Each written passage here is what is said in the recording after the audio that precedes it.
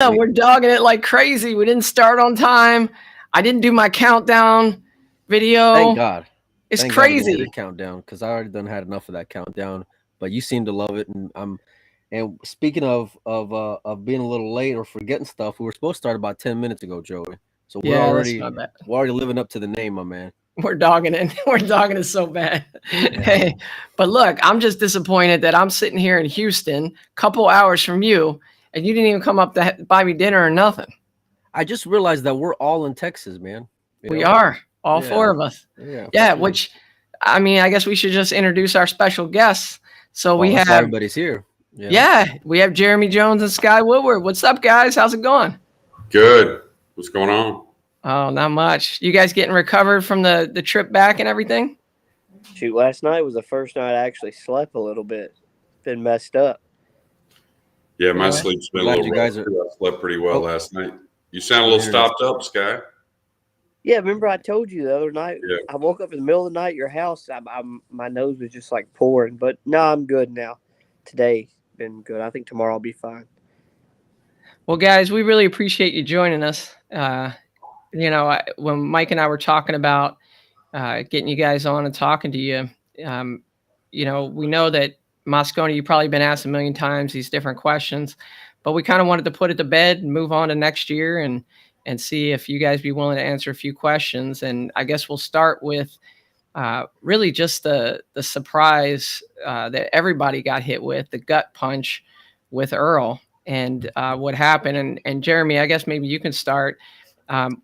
Like, where were you when you got that call? What happened? Take us through that whole incident and kind of how it made you feel. Let's see. The press conference was on Monday, so this had to be Sunday evening.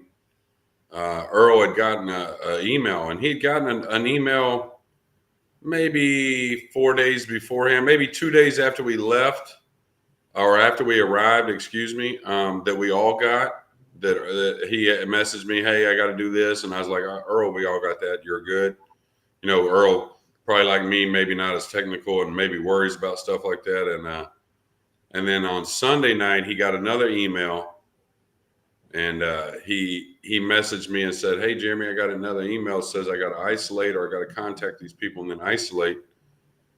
And I said, well, I didn't get that email. I said, you better contact Emily maybe. And so it was a government email, and it was after government hours on Sunday. Like here, they close, and whatnot. So, and then come Monday, they worked all day on it, communicating with the government. And I believe it was right at closing time, about 5 o'clock, about an hour before the press conference, is when it became kind of official from the government, where they said there weren't going to be any exceptions, and Earl couldn't play. I think that's about the time frame that everything went down. So about how long was it from that moment till you decided to step in and play, or were there just no other options? That was just what was going to happen. Well, Emily kind of said it like, hey, you're playing kind of thing, and then kind of afterwards said, is that okay? Kind of like, kind of like I do with Skyler with buying lunch, So, hey, yeah. Okay, by the way, right? Yeah. All right. So, yeah, that's kind of how that went, and I think she probably knew I wouldn't shake a finger at trying to play, So, Yeah. What was the reaction of you guys on the team, Skye, whenever you guys got the news and whenever you heard that Jeremy was going to be the one to be number 5 for y'all? Well, man, honestly, like me, I mean, Shane's the only one on the team that could really say he's played with them guys. But me, I was like, it was kind of like heartbreaking because I always wanted to play with Earl. But at the same time, I was getting to play with a legend, and I still got to play with a legend. I mean, got a pretty damn good record at the Moscone. It's a pretty good title, so it was still cool to play with Double J in the Cup and get to see him, perform out there. It was pretty sweet. Yeah, Skye, you guys played a doubles match on day one, I believe, and folks were talking about it, and just kind of the interaction between you and Jeremy. I know you have a ton of respect for him. During that doubles match, did you guys feel like you gelled pretty well? Were you communicating pretty well? Well, I think we pissed Jeremy off. He's gone. Jeremy's out. He's over it. He's over it already. He's like, my work here is done. You had to bring up the 1-5-0 match in the whole event. Just had to bring it up. No, I mean, no, it was we didn't really get a chance except for the one game. That was the only chance we got. And it was still a funny game.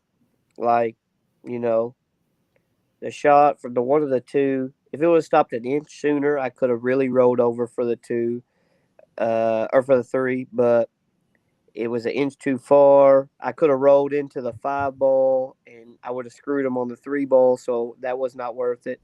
So I ended up missing the 2 ball, and that was our only chance. But, it happens. But we really didn't get a chance to play. I mean, I was really hoping we got some chances to shoot, but we didn't. But, yeah, I mean, we gelled well. I think, he's more experienced than me and always knows. I would say probably 98% of the time, the guy knows the right shot. He's the smartest guy in pool that I know. So I asked him every time, like, where to push, what to do, like, because I just wanted to know, if I'm thinking something else, I wanted to know which push he thought or whatever. So it was still good. Yeah, we gelled well, and then I can learn from listening to him. So yeah, it was good. Do you think maybe you were pressing a little too much, Skye, to maybe get his opinion or get him more involved as opposed to maybe just playing your game and vibing like that? In that match? Yeah, in that match. Like, well, maybe just trying to, like, get him acclimated because he hadn't been playing at all. So it was like I noticed a lot of communication, just following up on, like, what you said as far as just trying to, like, every shot kind of get his input. Do you think maybe you would have been a little better served of maybe just playing your game and just getting them comfortable by just hitting balls? No, I mean, no, not really. I mean, like I said, we only got the one chance really to shoot, and it was the 1 and then missed the 2. But not really. It's just mainly every time we talked, it was a kick, a safe, or a push. I mean, I think it was only like kicks and pushes is all we had other than the one game. So, I mean, not really. I mean, we needed to talk about the couple of the things. I feel like, especially sometimes I want to feel like I'm kicking the right way. I mean, because I don't mind to listen, especially with somebody that I know probably knows the right way. But I'm not blowing smoke here, but I think you're one of the best, multiple rail kickers in the game. I think your kick safes and how deliberate you are when it comes to kicking is a very underrated aspect of your game. Yeah, I feel like my moving game is good. I feel like I kick and play safe, with the best of them, honestly. But I feel like just every time I felt like I should talk to Jeremy, feel like I'm, kicking the right way or pushing the right spot. Because, like I said, he's gonna know the right shot almost like every time. Like, honestly, like there's not a lot of people I would ask. I would probably just jump up there and say I'm doing it. But with Jeremy, I'm going to listen at least to hear which way he thinks before I shoot, especially if there's time because I'm fast-paced. So I almost always have extra time. So if I can listen, then I will because it doesn't bother me because once I'm down on the ball, I'm committed. I'm shooting. It's okay. So Jeremy's back now, but Skye, I want to ask you, I was really, I even told Mike when this whole thing happened with Earl and Jeremy was coming into play, I was like, watch, I bet you Jeremy's going to play well. I bet you he's going to surprise. And I thought he did play well. Yeah, I thought he did play well. Tell us what it was like kind of watching Jeremy out there. I'm sure you're ready to come back to the corner and talk to him for advice and stuff, but now he's out there competing with you guys. What was that like? Man, it was amazing, especially watching him play David. That said, he come with so many good shots, so many great shots, really. And he started what was it, the second game or whatever? He spears the 2 ball down the rail and draws 3 rails. 3 rails, yeah. And then fires the 4-9 in. It was crazy. Who is this guy, right? Where did he go?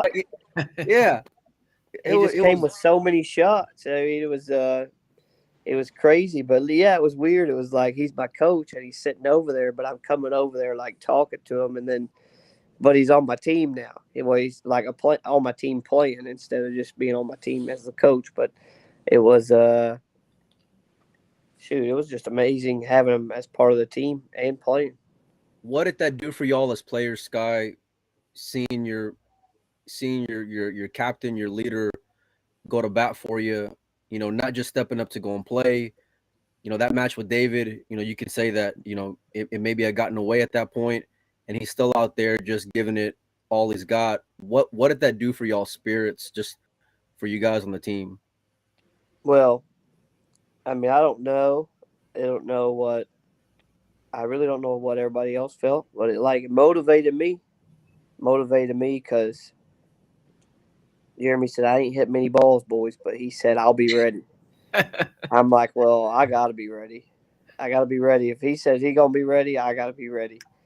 So, I mean, it's just like, felt like I better push myself and like bear down and do all I could do, even more if like he's going to step in and play for us last minute like that, especially when the guy he said he ain't been hitting any balls and then perform like that. It's pretty sporty. So it's probably kind of awkward for Jeremy to have to sit there and listen to you talk about him. So I'm going to ask Jeremy something about Skye, because, you know, I thought Skye was the best player for the U.S. this year. And, you know, it's almost like there's something with the format that he just rises to the occasion. You know, maybe the races to 5, the pressure, whatever it is. What are your thoughts on that, Jeremy? Why does Skye perform at such a high level at the Moscone? Well, Skye, I think, is one of those players a lot like Earl or a Mike Siegel or somebody like that, to where when they got to the finals, like a feeler maybe, they're probably going to win. You know, in the Mosconi Cup, like I messaged the guys before the event that, hey, this is the finals of the biggest event. We're in the finals of the biggest event. So I think that kind of clicks to him, that setting. It feels like, you know, this is the moment. All eyes are on me. And what we're doing out there. So I think that has a big part to do with it. I think this year especially, I don't know if it was a conscious decision by Skyler, but it sure seemed to me from months before the event started that he wanted to take a little more leadership role. And I think whenever Earl went down, I think that even clicked more. So, you know, leading by example, he wasn't going to get the coaching credit, Joey, even though he was doing a lot of coaching. So he had to lead by example with the plan, and he certainly did that. So I think it's just the right setting for Skyler. You know, you could talk about the biggest event in pool and probably have a short list on those types that you know are going to play well in it, and he's one of them. So I'm, you know, he gets up for it. I mean, one thing he discussed about more than anything was the word winning this year. So he just wanted to win, you know, and just like he did on that last day, he came out like a bulldog the entire event. Yeah, Mike, I think you wanted to ask something about that, like in terms of Skye's leadership. You noticed that. Yeah, quite a bit, and especially as the Mosconi Cup went on, it just seemed like, and like Jeremy said, more conscious, or maybe that's just who he is. You know, but there was definitely in my mind, a lot of fans' mind, opportunity, and just Skye's ability to kind of just be, I don't want to say like happy-go-lucky, but just a positive guy in general, you know, and his enthusiasm and his sincerity really comes through. And it didn't matter whether you guys were up, you know, whatever it was, like 3-2, or 5-4, or you guys were down, you know, 8-5. You still saw that same demeanor, you know, and just keeping everybody engaged and making sure that, you know, the guys that's out there battling was going to be in good spirits and was going to know that he had someone in his, you know, who had his back like Skye. So I think you got a lot of respect. And, you know, for my money, Skye, I don't see any other American that goes and performs as high as you do in the Mosconi Cup when big shots need to go and happen. When the moment's there, you kind of just you grab the bull by the horns, man. Like, what is I don't that jump shot by Jason, that jump shot to go and open in the match in the doubles with Shane. I mean, many moments where it was just like, and you just nailed it. You just. What about that bank in between two balls? That was the sickest thing. Did you see? It was a hanger. It was a hanger. Oh my God! I didn't Take us through that shot, Skye. I didn't have a lot of. I mean, I didn't have an extension. I didn't have a lot of time, so I told Shane, or I asked Shane. I said, "You want me to cut it in?" And he like stood there for a second. I'm like, "I'll dice this ball in because I like cutting the balls down the rail, like even the thin ones." And then like, I don't know, there wasn't a whole lot of time. He goes, "Oh, you can bank it." I didn't even look at it. I didn't think it went past the 8 because if I'd had extension, I definitely would have looked. But not a lot of time. I ain't trying to look at many options. I seen the cut. That's what I was going to go for because the 4-9 was there from anywhere almost. And he said, "Well, you can bank it." I said, "Oh, shoot, does it go?" And I look, it goes. I mean, it just went by there. That's not very Kentucky It of looked you, like it had Skye. to bend a little bit. It didn't look like it was real natural. Yeah. You're supposed to see those bank shots being from Kentucky. Yeah, but I mean, I don't know. I'm thinking I had a higher percentage to cut it, but the bank, I could get the cue ball down table also. So, shoot, I don't know. I just was focused on, trying to make it, but getting the cue ball down there close to the end rail to at least leave them long. And it just happened to go in. You hit it pretty good, I'd say. I got to tell you this. Because I don't know that you guys know this. You see the fans that are there. People are watching online. But here I am with my wife and my kids were home from school. We're all watching that match. And you banked that ball in and we all screamed, And it's such a cool thing, And I just want you to know, like, that's what's happening behind the scenes while you're out there playing. There's hundreds of thousands or tens of thousands of people out there screaming when you make a ball like that. It was just something else. I couldn't believe it. I jumped up out of my chair. Yeah, I seen the clip a few times where it kept getting posted, and it didn't look. I don't think, or the look on Shane's face, I don't think he thought I would make it either. I don't think he thought I would make it. He didn't look like a believer, that's for sure. Whenever you decided to go, and he's the one that pointed it out. He's the one that pointed it out, and he's giving the look like, "Man, I can't believe you made it." That's funny. So I want to ask real quick about the fans. We know the Moscone gets crazy. We know it's probably the loudest environment you're ever going to play in as a pool player. Yeah, but there was quite a few complaints about just the nature of the fans and the way they cheered and, kind of insulting at times and things like that. Jeremy, what are your thoughts on that this year? I never really hear too much of like what I would say in detail. I mean, of course, you hear the extension and all that crazy stuff, right? When you go up the stairs there before the match, I had a couple comments that made me turn my head and kind of be aware of who that was saying it. My wife told me a few things that weren't so great.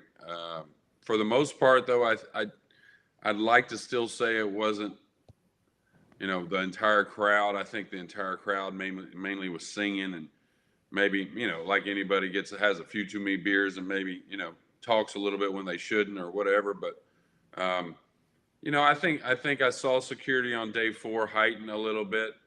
I think that was a conscious effort because there was day 3 was really packed, sold out. So I think day 3 probably had a few of those people in there that you wouldn't want. But overall, I mean, I want it. I want it to be there. I wanted it from Jump Street for our players. So something you want and you ask for, you can't complain too much about, right, Joey? So, but overall, maybe a little more harsh at times. But also, we didn't have many up in our corner this year, and it was understandable with COVID and all the restrictions and everything else. So I'm sure that'll be different come Vegas in 22. Do you think they could have done a better job when it came to making sure the crowd was more quiet while they were down on the ball? And I know I saw a lot of those comments where it seemed like as the Americans were down on the ball, maybe there wasn't as much respect given, or maybe an effort by the referee to kind of, get everyone settled down. Well, I actually had mentioned it to I guess it was John and Marcel was reffing, and I believe it was Skyler that was down on the ball maybe in a match early in the cup, and maybe it wasn't Skyler because me and him played on day one, but and he said he would address it, but it seemed like to me they waited a little too long to raise the hand sometimes. Overall, just because you got to early in the cup, you kind of got to go on the extreme end of like getting a hold of it, I think. Before you kind of let it linger a little bit towards the end of the cup. But yeah, same thing as the other answer. Sometimes it was right on point. Sometimes it was maybe a little bit late. Just shows you how great the players are as a whole, though, between both teams, what they could handle. Yeah, you hear like, you're out at the bar, you're playing pool, you hear people whine about the smallest things.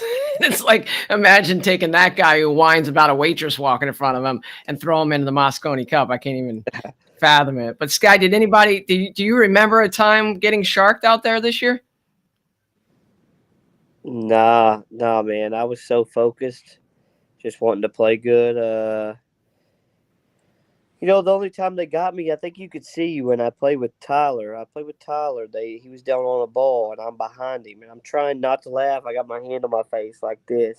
I was actually laughing and trying not to laugh because they're over. Every time you call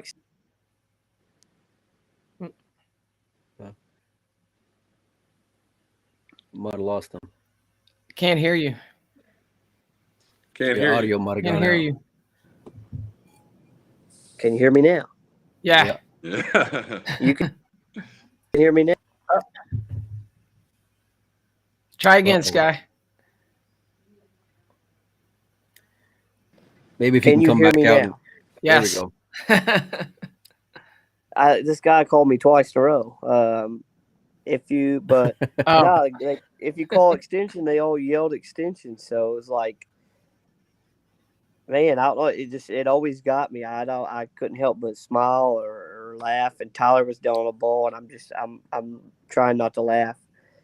But no, that was the only thing that really got me. It's because they just kept doing it, and everybody knew that everybody was getting annoyed with it. But they just keep doing it. But that's about it.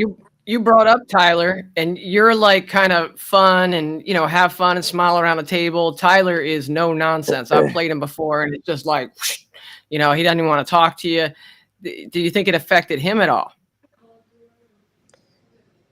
I don't know. I think he's a super focused player, especially when he's down on the ball, but or even when he's playing at all, when he's sitting in his chair. So, I mean, I want to say that no, I don't think it bothers him. But I mean, I don't know. I really don't. I can't tell you how somebody else really feels. If it bothers him or not. I mean, all we can do is say what we see. But I mean, I feel like he performed, pretty well. So I'm gonna say it didn't bother him a whole lot. Yeah, I don't know about.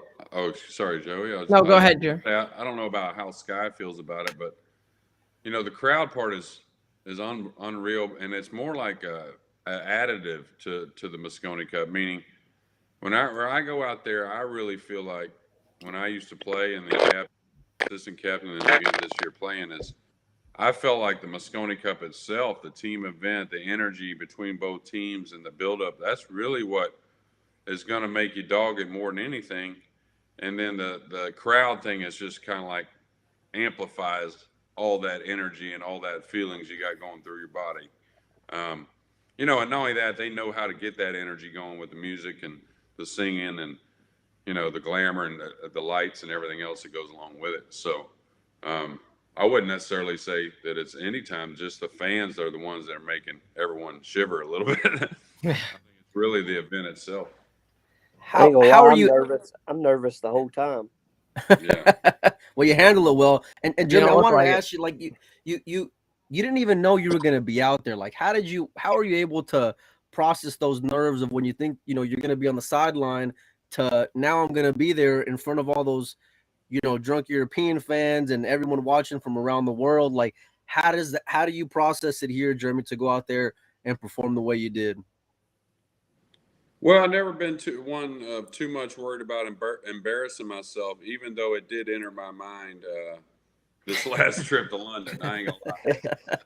The possibility of not doing myself any favors for the future was definitely in my mind a little bit. But I kind of felt like, I watched the last couple of years. I saw good and bad from players and saw struggles, and I kind of felt like I figured out why they did those things.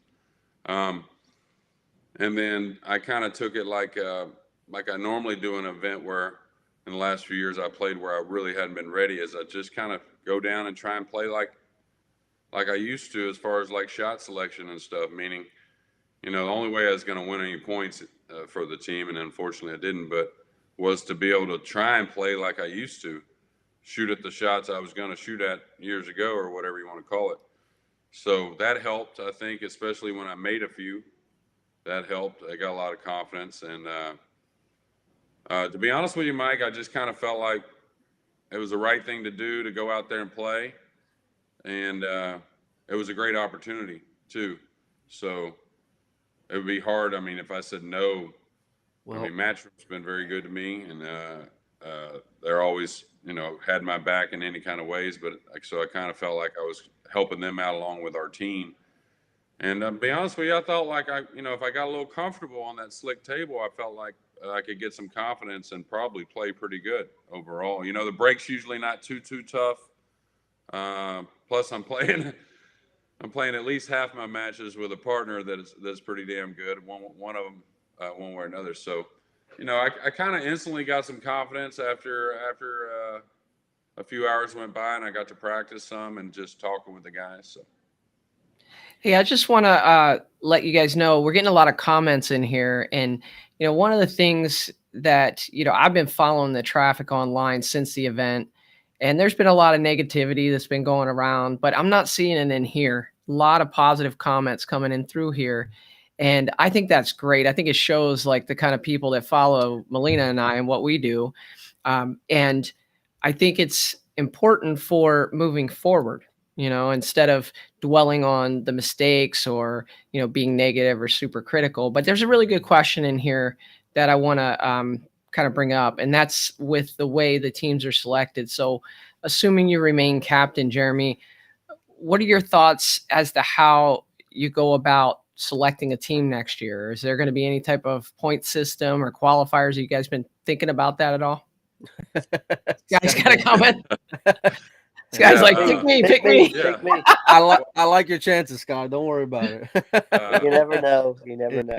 Yeah, there's Matchroom's. I don't think there's anything totally official yet, but I think they're definitely trying to have something off of points. I'm not sure if it'd be 2 to 3 picks. I don't think it would be 4 off of points, to be honest with you. I'm not saying that wouldn't be the direction they'd head in the future. Maybe 4 and 1 or something like that. But yeah, definitely off of points. We'll see how the year goes about. I'm sure there'll be probably even more pool to play this coming year than there was this past year. So I don't think it will be as difficult with the schedule ahead to figure out, who should be on the team and what's the number of guys that have a chance to make those other spots. But what a lot of people don't realize, Joey, is, years ago when I played, there was that ranking system in there. And that's certainly how Matchroom wants to do it. A lot of people think that it's this system or who knows that guy, and those two obviously get along, so we're going to pick them. And that's not it. Matchroom definitely wants to go by some type of ranking system. Why would you want that headache every year, of having to deal with that? You definitely want something formatted. What's that like for you guys, Skye, as players? What, for the point system? Right. I think it's good because pretty much all of the players that's more than likely going to be on the team are going to play the events anyway. So it'll show like how well they've done, like as a whole for the whole year, I guess. So I guess you can see who's done the best through the whole year, like who's been consistent, and who might did good once and didn't do good the other 7 or whatever it is. But I think a point system's good to go off of. I don't know. I mean, it's just like everything. I would say there's pros and cons to it. You might get stuck with somebody that you don't want, or that don't fit on the team. But you might end up with a perfect team. So I don't know, but I think it's good. Well, I think this year more than ever really showed how much chemistry and really plays such a vital part because, on paper you guys were big underdogs even with having Earl, and of course with Earl going out, the odds were really in favor of the Europeans. But with chemistry and heart that you guys had, you guys were able to go and give them hell. Not just having the lead after 2 days, but there was a lot of matches that were 3-1 in favor of Team USA where, you guys could have really grabbed them by the throat. Yeah, can we talk about that one moment where it could have been 6-3 instead of 5-4? That particular shot, we actually went live that night and talked about it with John Schmidt, and John's kind of view of it was that he thought that Chris could have hit that ball, like cinched it, hit it with the speed that the pocket would like it a little better, but he kind of jammed it a little. But then John came back the next day and said, after looking at it again, I don't know. I think he did need to hit it with a little pace. The next ball was a hanger in the corner. Jeremy, what are your thoughts on that particular shot right there? Do you think Chris played it the right way? Yeah, Chris had turned towards me like he was going to ask me what I wanted on the cue ball, and I just kind of told him however he'd like to make it. He could shoot it. The 6 is good. I can shoot it from wherever. I worked with Chris a lot, and he had asked you. He just got a little off his process there. He got a little quick with the stroke. The ball grabbed a little bit like it always does and pulls it thick into that bottom rail. And, maybe some extra nerves got into that shot because that was the finish line shot you could see. I mean, most likely that shot right there, anybody could say before they shoot it, hey, if I make this one, the match is over. Or just chalk it up to a miss. Chris, the way he is, he carried it pretty hard, which I think probably is something he and I will work on a little bit more of. He likes to take it hard. He feels like in the long term it makes him better, but you also have to realize you still got things to do later that day or the next day when it comes to playing. So, but it'll make him better. And it was unfortunate. We lost that first match of that day. We win that match. We got we'll go up 6-3 also. So I kind of reminded Chris that, hey, everyone's going to remember that moment, but there are always other moments that were involved in that day 2 and day 1 and day 3. So I thought we deserved the point. We played great. We made very few mistakes overall. Missed a couple of safeties. I thought I scratched on a touchy safety there at 4-1 that I think probably got the Euros going as much as anything. So it's kind of on me in my opinion. But yeah, it was an unfortunate miss. But again, he'll take it and he'll go with it and he'll get better from it. So Jeremy, we got to ask you about the cleaning of the ball. We got to ask you. And here's the thing. Here's the way I want to frame this. I've been trying to ask this. I've been trying to get the courage to ask this for 15 minutes. Now we got to talk about it. But here's the way I want to frame it. How sick that you don't get to see how that played out. Like that's the thing that just kept running through my head. I wanted to see if the ball was going to go in the hole. I wanted to see if he was going to get shaped on 7. I'm telling my wife we're never going to know if he was going to get out there. And she's like, well, it was just 4 balls. He was going to, and I'm like, that 6 ball was not easy. Yeah. He had to either soft spin that ball or. It was, especially the way I was going to shoot it. But that's probably the sickest thing to me that I keep saying to whatever friend that hits me up again for the first time since the Cup. That's happened a lot the last few days. Oh, I know you've heard it 1,000 times. You want to know your number exactly? How many times? But anyways, I keep telling him the same thing. You know, that one thing that even shortly after that match, it didn't take me long to get over the fouling of the ball. I know that may sound selfish or however some you know some other people negative people want to label it. But I really wanted that point so bad for this team that it didn't take me long to get over that foul. It was just a matter of not getting that point. But then on a personal note, it was a matter if I didn't get to shoot that damn 6-ball, you know, and see if that soft spin was going to work and if I could have got out. I feel like I would have. When I watched the tape, I only watched it once. When I go down on the ball, I look pretty comfortable to myself for what I know about myself. So I feel like I would have made it, and it's a shot I like with heavy soft spin. Because most of the Euros and different other pros were like, hey, you're going to run one rail into the 8, right? And try and just take your chances there. I was like, no. I was hitting it with heavy right English, real soft, and trying to kill the cue ball. So only reason I got the cue ball clean, Joey, to be honest with you. But, yeah, that's the killer to me is, man, I tell my wife, you know, still that even though it's only been a few days, that, hey, I sure would have liked to have shot that 6-ball. So Yeah. The whole world would have wanted to see how that match would have ended.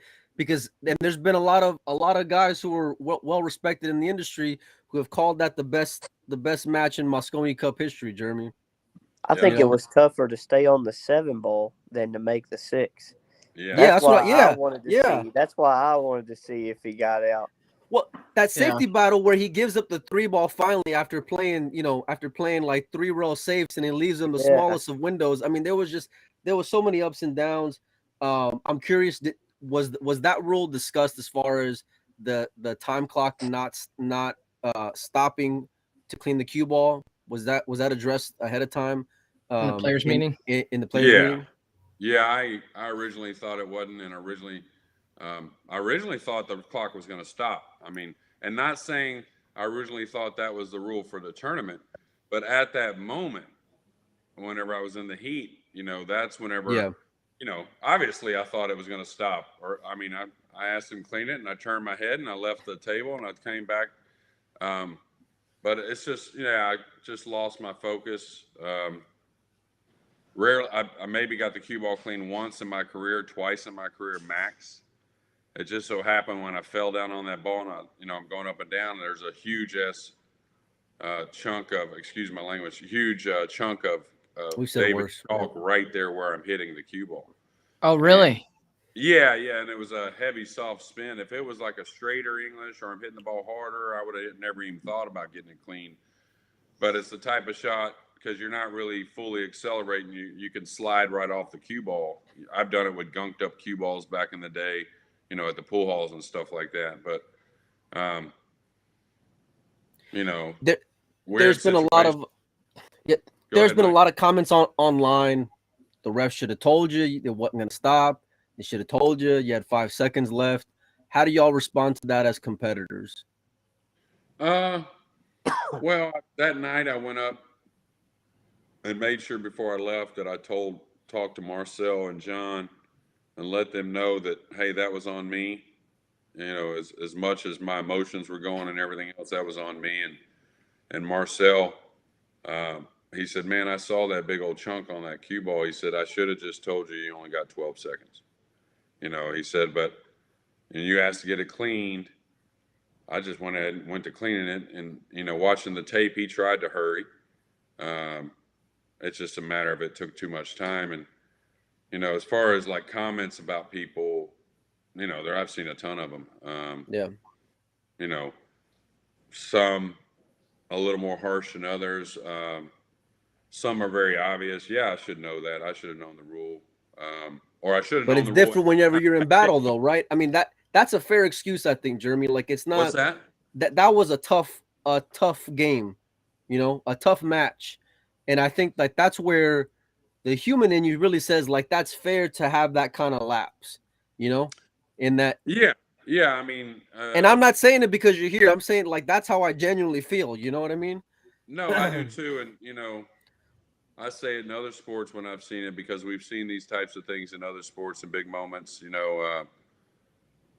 guy ground his club when he shouldn't ground his club, just different things, and we all feel bad for that person. And I say the same thing, Mike, that it's fair that those things do happen from time to time, here and there. But I also back it up when it's also fair that it's professional sports. And, if Yeah. there was some type of, what's the word I'm looking for?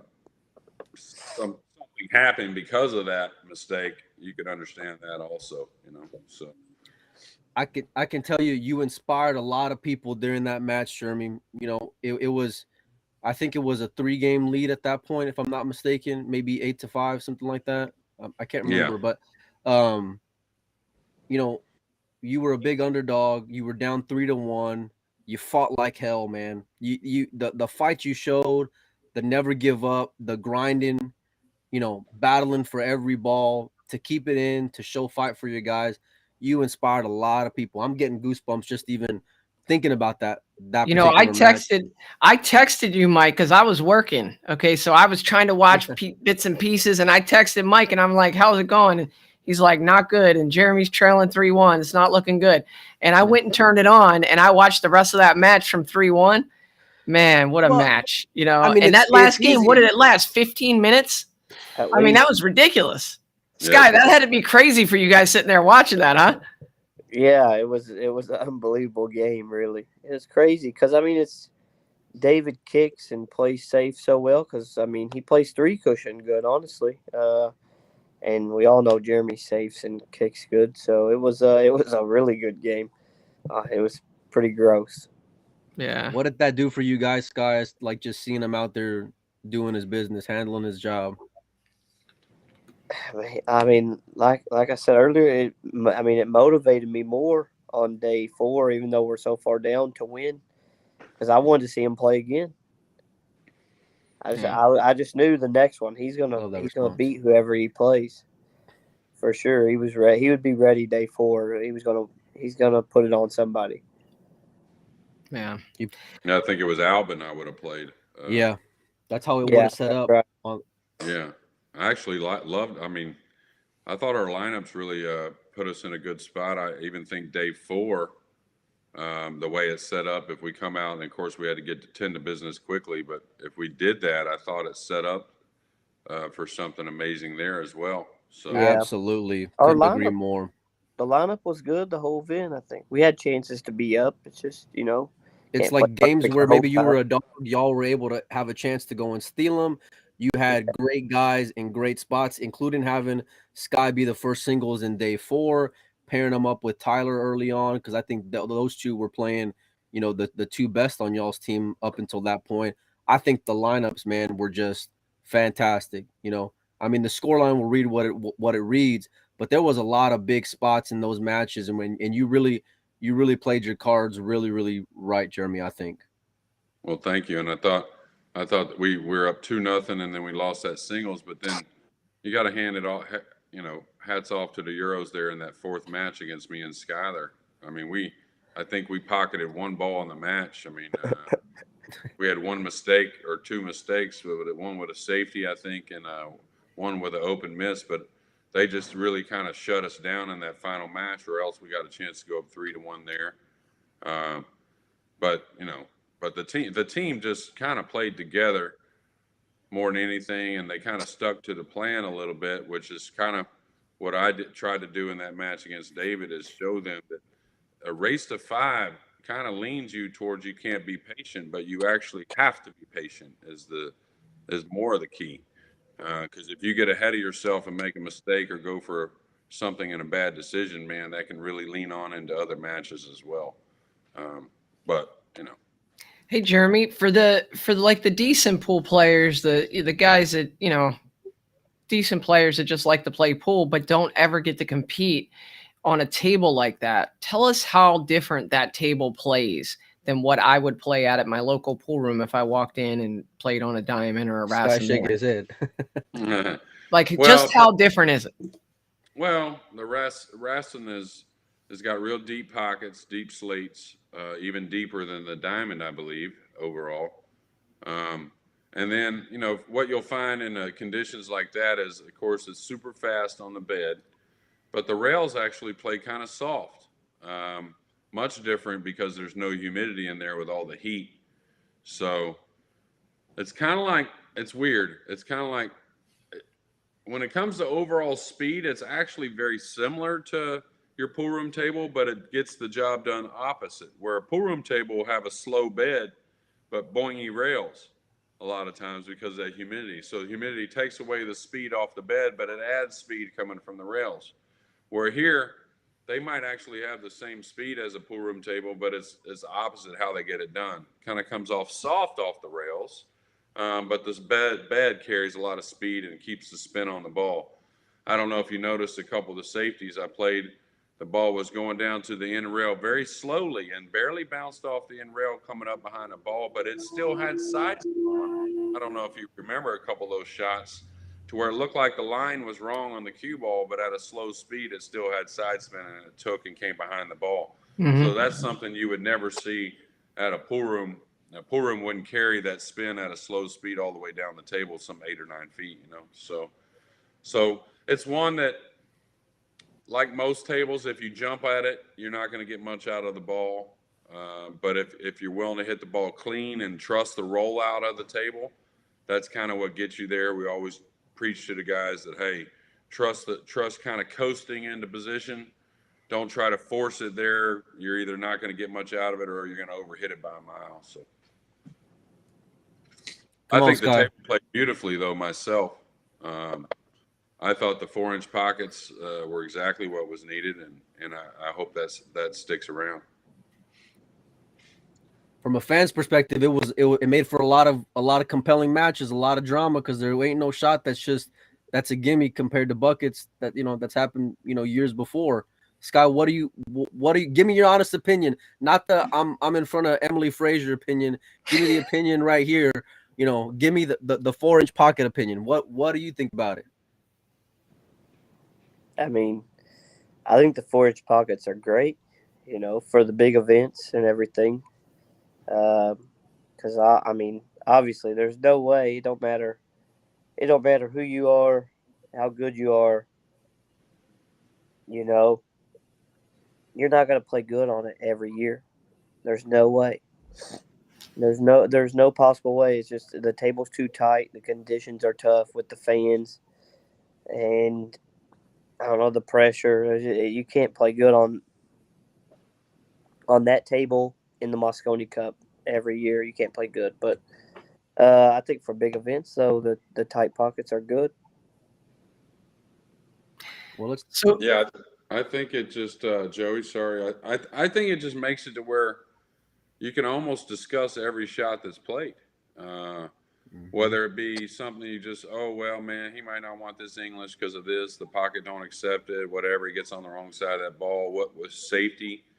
One thing I made a comment earlier on social media that we don't give the fans enough credit. There for a long time, a lot of promoters thought it was supposed to be about the break and run. We want to see 8-packs and this and that. Well, I don't know if you want to see that or not. Fans like seeing the gamesmanship and the safety play and knowledge and stuff they can relate to. They can't relate to drawing their ball 6 feet, but they can relate.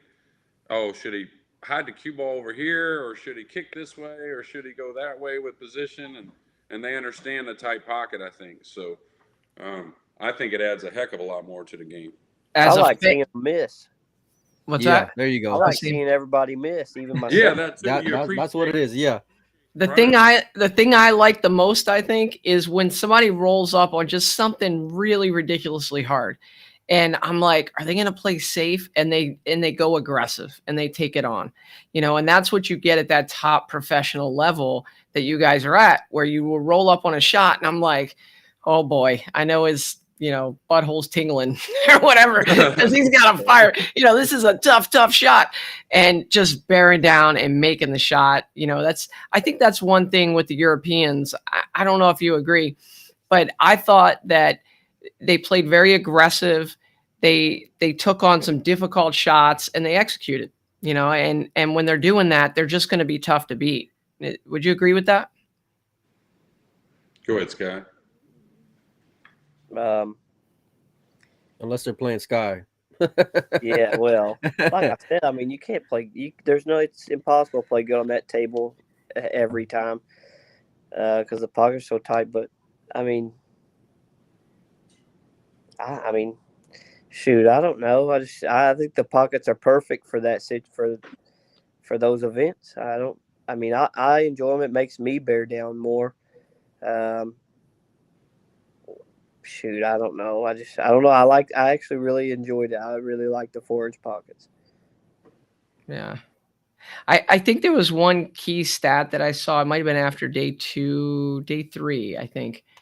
It was don't quote me on this, but like 22 break and runs for Europe and 9 for the United States.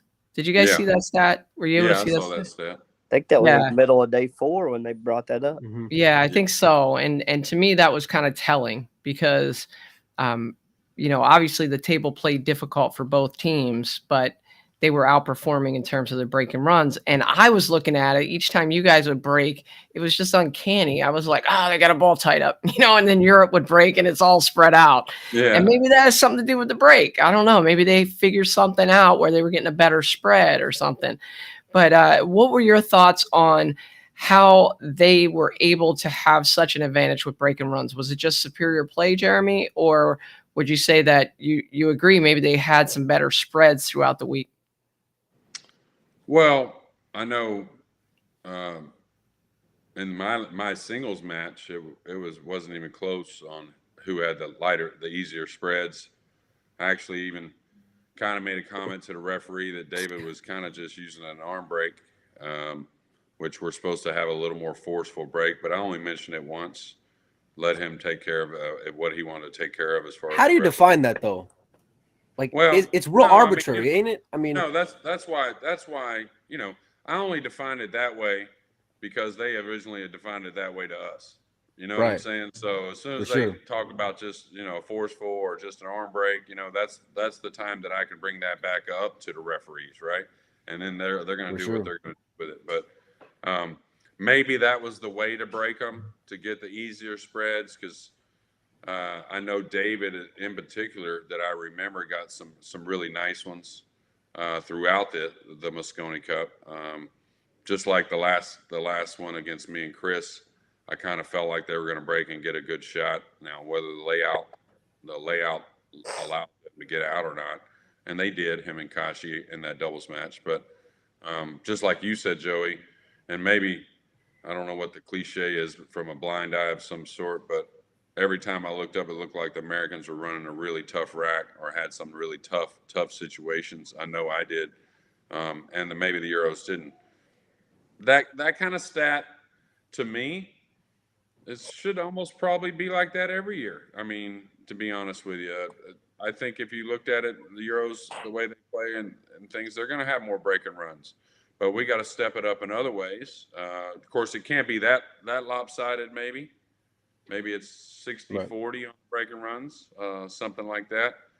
But that stat to me doesn't bother me. If somebody goes by that stat as far as who's going to win the tournament, I don't think it has to be that. That's for sure. Yeah. In the press conference, Jeremy, I asked you what kind of fight can we expect to see from the American team, and I'll ask you the same question now that it's over with. What kind of fight did we see from the American team this year? Yeah. What's your report card? Well, overall, I mean, I guess as far as the fight part of it, I'd love to give it an A+. I don't ever feel anyone really stopping. I don't. And the way a couple times I know that is it wasn't always roses on our side without everyone in the world knowing it. There were a couple incidences where you wouldn't say there were full blown arguments, but there were definitely a little bit of heads butting. So that told me how much the guys were fighting to try and win. It wasn't it wasn't over a loss match or a win match or any of that. It was just constructive stuff. So that told me a lot of what the guys were doing, not just let me turn it on because we're in the practice room. This was 24 hours a day. These guys were trying to win. So as far as that fight goes, it's great. I thought all the guys displayed that. Not all of us had our best cup, of course, but that doesn't mean they weren't fighting. Yeah. Skye, how would you rate your performance scale of 1 to 10 throughout the event? How much better could you play? I mean, there's always room for improvement. I don't know. I could have made that 2-ball with Jeremy, and if we win that game, we could have won the set. You never know. We could have won 5 in a row. But I mean, I don't know. I could have played better, of course. But I don't know. I feel like we all played good. We all had our ups and downs also. But overall, I feel like I actually played, a little bit on the top side of my game. So I was happy with that performance. I would say I probably played like 9 out of 10. Yeah, that's what I'd put it at, about a 9. Yeah, a good 9. I would say I played good for sure. Yeah. Are we gonna get a 10 out of 10 come November 30th of 22? That's what I want to know. Are we gonna get a 10 out of 10? Yeah. I'll practice more this year. What can we expect? Mosconi Cup 22, boys. A W, a big W. Yeah, huge W. But one thing is, this plan this year didn't work as far as getting the W. But I hope the guys don't realize or do realize that it was on the right track. So if we stick to it, being prepared and fighting and give them hell every shot. Those guys are human. They'll I promise you they'll give in, to us. I mean, they're wanting to do it this year, and nothing against the Euros. They're great, but just something about if you keep the heat on, Well, y'all put some heat on their asses those first 2 days. Do you think it was more of what y'all were able to do, or was it more of maybe them not giving you guys the respect that you maybe deserve? Well, I think it's easy for them to say yes once somebody labels that, but man, like I said, you get there, you can feel the Moscone, and like I told the guys prior, Matchroom's always trying to build the Moscone. It's their event, and it deserves the ratings it gets and whatnot. But when we're in there, we're all business trying to win. We're not forgetting about why we're there, and I think the Euros are definitely the same. I don't care what they think as far as odds to win or who has the advantage or taking somebody for granted. I don't think I could take either one of you two for granted in a race to 5. Joey, you probably could with me. Mike's got nothing. Yeah, I can make a few balls. Mike's got nothing.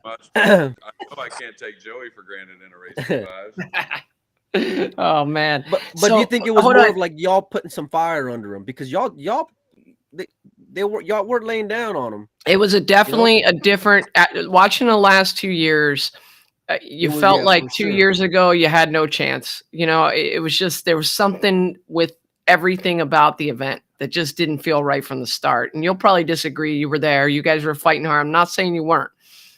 But from the outsider looking in, this year had a completely different feel. Like Mike and I are messaging back and forth. I'm like, they're going to do this. They can do this. They're right in there. And of course, Mike bet on Europe. So he's like, I hope not. I was sweating. Yeah. When it was going to be 6-3, when y'all were up 4-1, I was already asking for buyouts, boys, because I was already going to get busted right before Christmas. Oh, man. Yeah. But hey, Jeremy, we've had this question in the chat several times now, and it's completely ridiculous to ask you this question. Okay. But I'm going to do it anyway. Oh, boy. All right. I already If you're assuming you stay captain, what about Earl? Everybody was so excited to see Earl. He didn't eliminate himself from contention for next year, did he? Is there still a chance we can get Earl next year? I don't see how he could have eliminated him. You mean, I guess you mean with maybe something. Well, I don't mean eliminated himself, but he's 60 years old. So a lot of people were thinking this is how to use Facebook. Yeah. I think if he knew he had the chance to make the team next year, he'd definitely be ready for that as much as any of them, probably. So I don't think he's eliminated his chances. If I'm lucky enough to captain next year in the U.S., would be a dream, but if I'm lucky enough to do that, I just like to see the same things, say the same things to those players. I'd love to see you play as many of those big events as possible. I think Earl should be doing that. He's hitting the ball really well, and he was ready for this cup. A lot of people don't realize it. He was ready. Like I said it earlier in a comment, I think that I don't really think these guys or myself or maybe even Earl realize how much he did for us this year prior to him having to isolate. He had us fired up. He had us relaxed in a sense. We were laughing a lot, enjoying ourselves, enjoying Earl. I've been around Earl a lot when he's really in stroke off the table. so these guys got a dose of it every day, right in the van and in the pool rooms and whatnot. So, if he's ready to play and he's in stroke, I think he'd be a great add-on to the team. Well, so do I. So look, guys, you spent an hour with us. We really appreciate it. We promise we're not going to ask you about that cleaning the cue ball anymore, Jeremy. That's over with. We just wanted to have one more opportunity to talk to you guys. You two represent what's great about this sport. And I mean that from the bottom of my heart, just total class, total heart. My brother came on here when we first went live. I didn't say anything when he did, but he said something nice about Skye, and people are saying stuff nice about you in here, Jeremy. And it just goes to show like how many fans you guys have and the type of not just pool players you are, but the type of people you are. So keep doing what you're doing. We really appreciate you. And thanks so much for coming on. Thanks, Joey. Yeah, thank you. Y'all gave him hell, man. Congratulations. Awesome. And we'll see you in Vegas. I'm going to be there. We're going to change that mind of yours, Mike. Hey, well, it might take a little bit. Hey, real quick, though, when can we expect tickets? Have y'all gotten any words? When can tickets go on sale? Has there been any information? I don't know. The only thing is I messaged Emily today actually saying, I don't know what your capacity is, but I bet you could get 3,000 a day in there easy. Oh, it's going to be wild. I can't wait. I think so. I think they could sell that out easily myself. Molina, I think we need a Doggin it section, like a whole section for Doggin it, all our followers. If we do that, I'll wear the USA hat. All right. That's all right. You still got to bet on Europe. Yeah, wear a USA hat and bet on Europe. Oh gosh. All right, guys. Take care. Thanks so much. Appreciate it, boys. Thanks a lot. All right. See ya. Thank you. Y'all have a good night. All right.